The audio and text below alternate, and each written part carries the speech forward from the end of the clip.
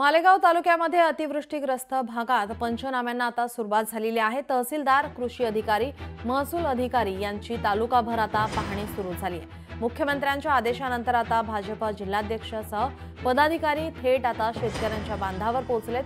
पंचनामे करून तातडीने अहवाल वरिष्ठांकडे मदतीसाठी पाठवणार आहेत। सरसकट पंचनामे करून तात्काळ मदत द्या, शेतकऱ्यांकडून मागणी होते।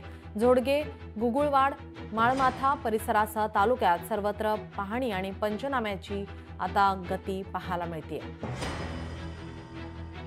23 सप्टेंबरला परवा अतिवृष्टी झाली। मालेगाव तालुक्यातील काही मंडळांमध्ये अतिवृष्टी झालेल्या सर्व भागाची पाहणी करून नुकसानग्रस्त भागाचे पंचनामे करण्याबाबत क्षेत्रीय स्तरावरचे तलाठी, कृषी सहाय्यक आणि ग्रामसेवक यांना निर्देश दिलेले आहे आणि पंचनाम्याचं काम युद्धपातळीवर सुरू आहे। मालेगाव तालुक्यात जे सरासरी पर्जन्य आहे त्यापेक्षा जास्त पाऊस झालेला आहे आणि काही मंडळांमध्ये अतिवृष्टी सुद्धा झालेली आहे। निश्चितच परवाचा जो पाऊस झाला, अवकाळी पाऊस, आपल्या अतिवृष्टीमुळे शेतकऱ्यांचं अतोनात नुकसान झालेले आहे। त्याच्यामुळे मुख्यमंत्री साहेब असतील किंवा महायुतीतील सर्व नेते मंडळी जेवढे असतील मंत्रिमंडळ सगळ्यांना आदेश दिलेले की आपण शेतकऱ्याच्या बांधावर जाऊन त्या ठिकाणी शेताची पाहणी करावी आणि शेतकऱ्याला भरीव मदत करावी, अशा पद्धतीने त्यांनी आश्वासन दिलेले आहे।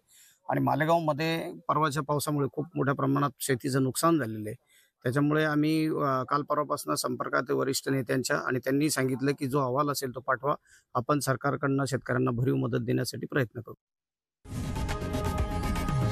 लोकशाही मराठी ऐका, पहा, जागरूक रहा।